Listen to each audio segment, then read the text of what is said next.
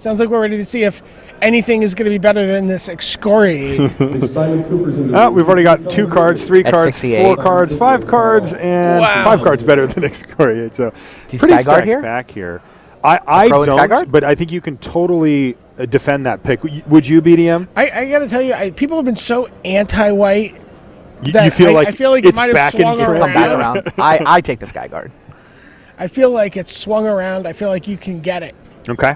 I mean, Skyguard is probably the most powerful card out of the pack. People are, especially this deep in the draft, I think people are really leery of getting... there's an Oracle's Insight. You sure you wouldn't take the Oracle's Insight? I would probably take the Oracle's. Interestingly, I talked to Gerard. I didn't see the pick. Was it he Skyguard? He took the Skyguard. Yeah. Gerard feels like the nut draw in this format is turn 3 Wave Crash Titan, turn 4 Oracle's Insight on. Okay. I like that thinking. That's like what he wants to do more than anything. That's awesome. And if that is an Acroan Phalanx that Dave pulled to the back of the pack there. Loyal Pegasus, Faded Retribution. It was. Yeah, it was.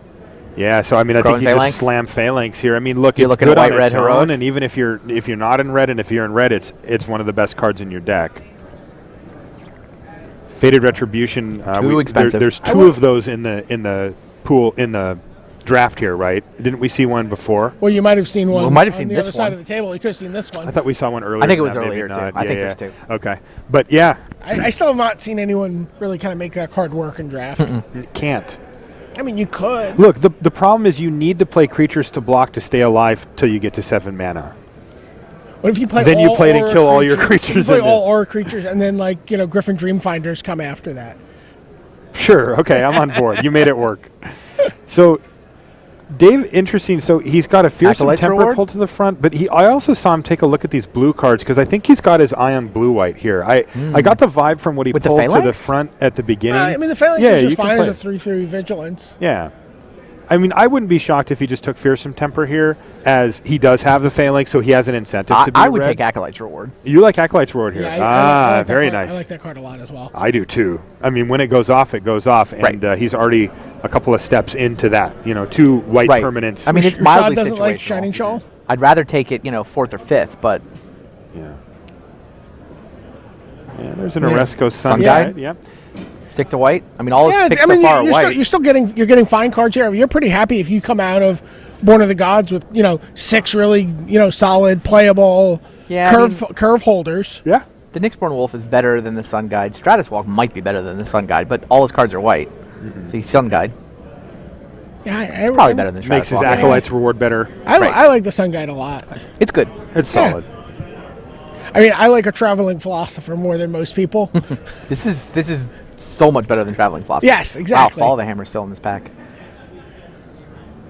Another Sun Guide. Fall of the Hammer is beautiful here. Wow, He's got the Phalanx where he kind of wanted to splash red anyway. Yeah, he was looking for a reason to be in red anyway, and now he has a very strong one, even though this pack was good for him on multiple levels. Yeah, no, he would have been content at this deep into a Born pack. Yeah. Even Shield Maid, Sun Guide. Now, is this the Fall of the Hammer that was in... I think that's the opening pack. Is that from Brock's opening pack? Yeah. Probably. Yeah. So there could be another one following it up shortly if nobody was interested thus far. Is there a Fall of the Hammer here? Whims of the Fates. No. All right, so no Fall of the Hammer here. Hold at bay, the poor man's Acolyte's Reward. What do you take here? You take Hold at Bay, right? Yeah, I mean, guess you might need to trigger some heroic stuff. I mean, none of these other cards. He doesn't want to play any of these other cards. You take the Cyclops. I would take the Cyclops, but whatever. Double red, really? Yeah, I mean, you don't want to play it. I don't plan on playing either of these cards necessarily. Granted, I think I'm more likely to play Hold at Bay. You're probably right. Now, Sun Chaser, now we're talking. There's that siren. Sun Chaser so this is the heat check siren. This is the heat check siren. Yeah. Brock was like, can I table this? Brock took a black card over it, like, can we get away with this? I mean, it's reasonable. I respected it. I mean, if you feel the cards are close, that's what you do. Exactly. Even if it doesn't table, it doesn't mean that's wrong. He took Deepwater Hypnotist. Yeah, I still think, I just get this vibe that he's got it in his head that he wants to be in blue, although that Fall of the Hammer is going to make it pretty tough for him to stick to any kind of... Yeah, I mean, I guess Impetuous Sun Chasers, given that he has no Loyal Pegasus at this point to turn on with it, it probably wouldn't make the cut anyway. Right. So, Griffin Dreamfinder, yeah. Seems like a fine pickup here. Yeah, I like that card. I mean, I like being able to play like... 5 mana, 1 power? It's fine. I mean, it gets an Observant Alciad back that you've used to trade early. Yeah, it's not like it's not super ideal. There's a Chorus of the Tides. That's very late. Given that he's speculating awesome. Blue, I think you go there. Interesting. There's a Felhide Brawler winding its way around. Back to Brock. And the white is bone dry at this point. Yeah. Now, he is definitely fighting for it. It was interesting. The last pick, that Scouring Sands makes it all the way around to Brock, like with two cards. Just took Scouring Sands. There's another one that gets him with 2 cards in the pack, and he was just like, I don't think Gerard. This doesn't seem like a Gerard card. And Morlow's Ardor. I mean, Shiels has a bunch of tricks, but just the one Skyguard to point them at. Currently, and he's got a lot of opportunities. Hoping for better things in pack 2. Yeah, he needs to open a Wing and Speed he'll get Rider. better things. He hasn't really passed anything. No, true. Yeah, no, he has some reason to believe he'll get white in the second pack. He's not going to get much of it in the third, though. That's an interesting decision there. There's times when that Siren Song Lyre can be handy. Generally, not going to start it, but it can come expensive. in. It is very expensive, yes. So expensive. But the second Griffin Dreamfinder is probably not going to make the cut under most circumstances. Fair. So Follow the Hammer really being the only pull in red besides his Akron Phalanx. Yeah. He's kind of got 2 red cards. Yeah. At least 1.5. And depending on how it goes, he may be able to splash. Have a light red splash for one fall and an activation. Uh-huh. Right, and Scouring Sands isn't completely irrelevant. Is it not? I mean, it sometimes does things.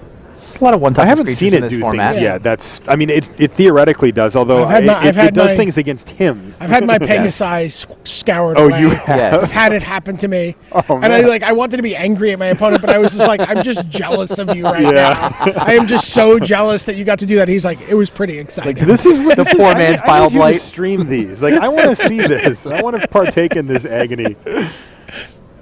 We can go through it together. It's just turn 2. Just did it. All right, so this is going to be interesting. The big questions are, what white cards does there's that Gray Merchant does Dave pick up, so I guess what entices him to go into either red or blue? He's going to take God's Willing or Voyage's End. What do you take, given those 2 cards? Voyage's End is a better card. Yeah, but I take God's Willing. But God's Willing is in his colors. I don't know what happened here. Did we just jump backwards? Yes. We did. Yeah, we just jumped backwards into Born of the Gods. Looks like we're playing Born Theros here in the copy. I mean, that's pretty nice. Another... got a little... little remix. Getting funky here.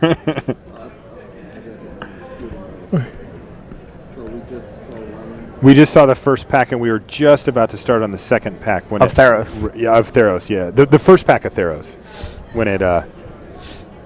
When it blinked back. We are experiencing technical difficulties. No, this is not. This is an instant replay. There we go. Instant replay. All right.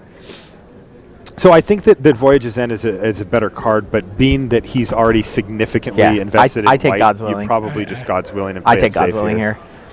I would take Voyage's End. I don't mind really in the blue. Yeah, I love Voyage's End. I love God's Willing. Yeah, I don't love it as much as you guys. I don't think Voyage's End is that much better than God's Willing. I think they often do very similar things. He's all about the Crow Skyguard. I mean, he's going to build Voltron creatures. That's how the format works. Okay, we'll see.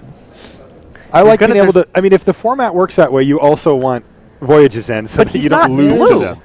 One of them is in a color he's definitely playing, and the other one is speculative. Yeah, and that's why he's going to take Porphyros' Emissary out of this pack. Okay. And be happy he's not blue. Sure. I mean, that shouldn't be an argument. No, but you know what I mean. He's more red than blue. He's being more open, sure. Right, but you're saying I'm sticking to white. I haven't committed to blue versus red, and I mean, if I was him, I would have been leaning red. If these 2 cards are even close, I can take the one that's in the color I definitely am going to be in. Yeah, it makes sense. Goes for the Emissary here, which can give him access to Follow the Hammer and a Crow Phalanx, which is a pretty big deal here. Ooh. There we go. A white ordeal. A white ordeal. That's about what he wants to see he would like to have more things to put it on. But that's the easy thing for us to forget. Easy, obvious pick. He doesn't have Wingsteed Riders or Hoplites or anything like that I yet. do want to point out, by the way, while there were not a lot of Simic cards that were at this draft, there were an awful lot of Spellheart Chimeras. That's all I'm saying.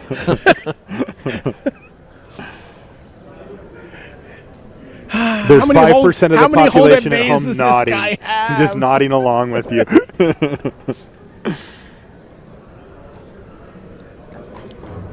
Wow. Another ordeal? It is another ordeal. Well, who needs and another Spellheart Chimera. Yeah. You take Ordeal, and now he just needs to draft any early creatures he can get his hands on. Yeah. He doesn't need heroic ones anymore. No. Bronze Sables are fine. Yolk Docs might make the cut in this deck now.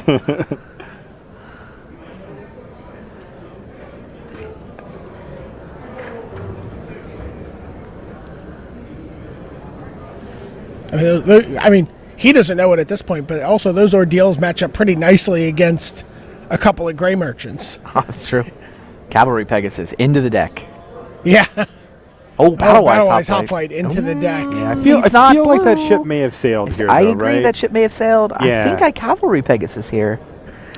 Into the deck. The thing is, Cavalry Pegasus makes the cut no matter what, given the two ordeals. So yeah, it's the same logic. Yeah. Battlewise Hoplite's better, but he's definitely white, and he's only maybe blue. Yeah. Oh, he goes Battlewise Hoplite. All right. It's a lot better than Cavalry Pegasus. Like, the gap there is bigger than the gap between Voyage's End and God's Willing. I think I would have taken the white card, but this pick, totally defensible. Oh, boy. Really? He needs creatures. He's looking at that Fanatic. Yeah, he's interested in the Fanatic here. He's kind of got an embarrassment. I would actually consider that Setessan Battle Priest here. I would consider it, and then I would take the God's Willing. I mean, it's no traveling philosopher. I don't know how low he is on creatures. It's a 2-drop. Yeah. What did he take? He took the God's Willing, of course. I said I would consider it. Yeah, sure. I'm on board. He does need creatures, and it does pick up an ordeal very nicely. That's exactly what I was thinking about. Yeah, you are right. Wow. But yeah, you can't pass the God's No Willing. red. Now he just gets bricked. No relevant blue. No white. This pack's bad. Ugly. A null, not terrible. I might kill the Savage Surge. I mean, yeah, he takes the null. I guess there's still some chance he's in blue. Yeah. Oh, he took the Battlewise Hoplite. Yeah, so null. That's fine. Yeah, his odds of being blue went up with the Battlewise Hoplite pick, obviously. Wow. And we know Marshall's thinking about that Colossus. Yeah, right. I'm thinking about Satyr Rambler I'm thinking picking up an Satyr Rambler ordeal. as well. Yeah, I think Rambler's the way to go here. Attention judges. I mean, I don't like the three-colorness of this pick, this draft. I would like to return. I think he can cut the blue out pretty easily here, right? Just sift it off to the side. I mean, he can. You got to take that Chimera, right? Yeah, I think so. I mean, it would take something pretty profound to move him, I think, back over, though. I mean, if blue's just more open. I don't know. Again, I mean, looking at the Battlewise Hoplite is so good. And looking at that third pack with all the red that was floating around the table late, like 3-4 red cards in a pack. Yeah. I feel like he might have abandoned red in that third pack. Okay, this is interesting. He picks up an unknown Shores here. He might be 3-color. You know, and because he can splash the Fall of the Hammer off of that. Yeah, and still get an incidental activation off of. Yeah. Is that an Aqueous Form? Yeah. Oh, dang. Aqueous Form's an easy pick here. All right, so we veered back over to blue here. I got to tell you, I'm taking that Shore Thief. Interesting. Honestly, I would take the Shore Thief there. Yeah, that is interesting. He picks up an ordeal better than the Griffin.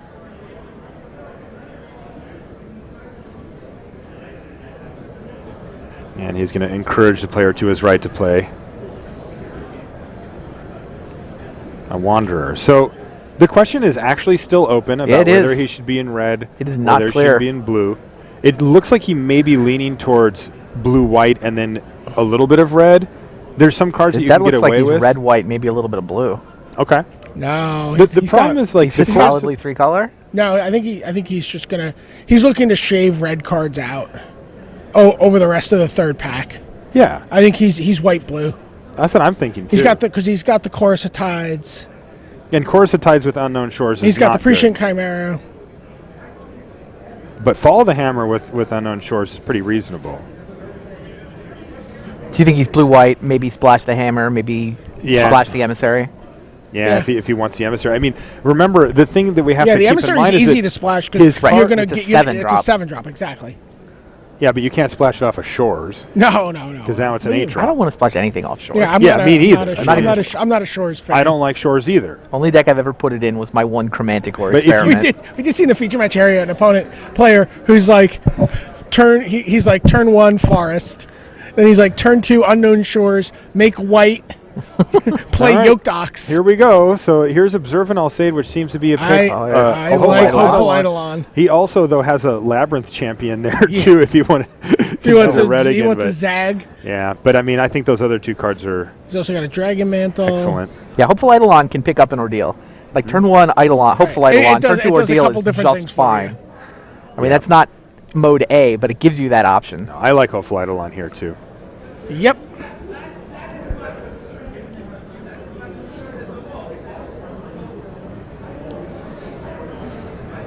Deal 9, gain 9. Seems okay. I've gained 19. Sorry. Is that Nimbus Naiad that went by? It is a Nimbus Naiad. Yeah, man, that is pretty sweet, though. We have to remember that his creatures are actually not that great at this point, right? Well, I mean, he'll just play Nimbus Naiad on turn 3, put an Ordeal on it on turn 4. I just mean, like, he doesn't have a Wingsteed Rider. Like, he's not going off here. True. Right. He's got to build his own. Right. He's got essentially 2 things he likes to target. Right. He's got the Battlewise Hoplite and the Skyguard. Yes. And those are nice. Those are very nice. But I mean, the Ordeals, put them on anything. You don't need a heroic trigger for the Ordeal to work out. It's true. Okay, takes the Naiad. Ooh. Oh, boy. Oh. So a second Battlewise Hoplite. That is just what the doctor ordered. I like the cut of your jib, Dave Shiels. This looks pretty good. Wow, that deck. And he wants that Temple of Triumph so bad. It's not coming back. Sorry. Yeah, Battlewise Hoplite's so incredible in a deck like this. Just what the doctor ordered. Doctor beatdown? Yeah. 2 heavy giant seals. Round 4 pairings are going up now. You feeling okay about God's Willing having things to protect now? No. I want he doesn't have any way to interact with his opponents at all. Like, I really want that Voyage's End right now. I agree with your logic, but I just, like, in retrospect, I'm pretty bummed that he doesn't have it. He also hasn't picked up a Riptide or anything like that either. He doesn't have the fact that he got a second God's Willing late. He doesn't have a Divine Verdict. Like, he didn't get the Excoriate. Like, he just can't kill his opponent's stuff. Now, he can run him over. Yeah. Right. And that's plan A. But you'd hope he'd have one way at least to reach out and bounce something. You put a Nimbus Naiad on that. Oh, look at that Shipwreck Singer just hanging around. That's the heat check. That's the heat check too, yeah. Judah Alt is a cooler. That's your theory? Yeah. The coolest. It's not really where I was going with that. That's okay. Are we going to be breaching here? Traveler's Amulet. I was going to say, you might consider the Traveler's Amulet. I don't know how light he is on cards, ultimately. Oh, he hippocamps. He hippocamps. Yeah, when you get to make a big Battlewise Hoplite, and then like the ability to attack with it, and then just like bring it back on D and have a God's Willing to protect it.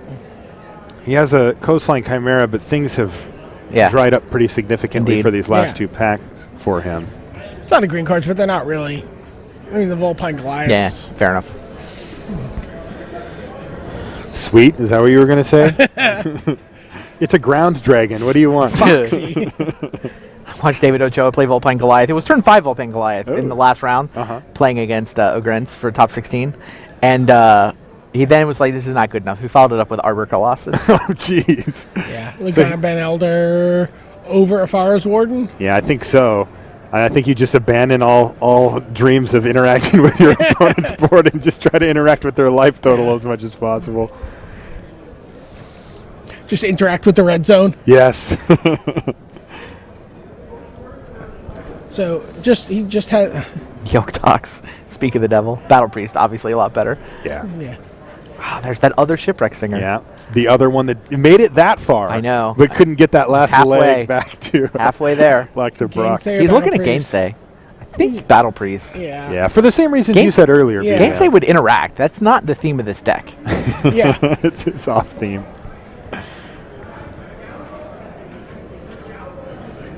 Fate Foretold. See, I mean, that's like look at all those red cards that are still there that are just those are good. I mean, not amazing cards. No, Dragon Mantle's super good. Yeah. Yeah. Nobody wants them. And there's nothing for him here either. Is that Glare? Take that No, Glare. Glare Ferris Yeah, is good. yeah. Like, you Sideboard. don't want your opponents to have it, and it might come in handy. That's a fine pick. It's just really off theme for him at this point, and I feel like it's...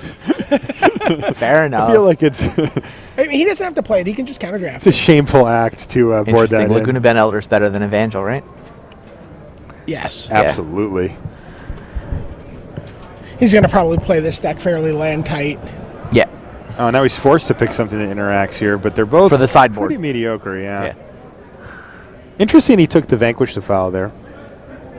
Hey, no, wait. Did he get the Short Thief memo? No, he doesn't want it. Not even with 2 ordeals does he consider Triton Short Thief. Yeah. Well, how many ordeals do you need for the Triton Short Thief? I mean, it depends how much of a train wreck the rest of my draft was. Yeah.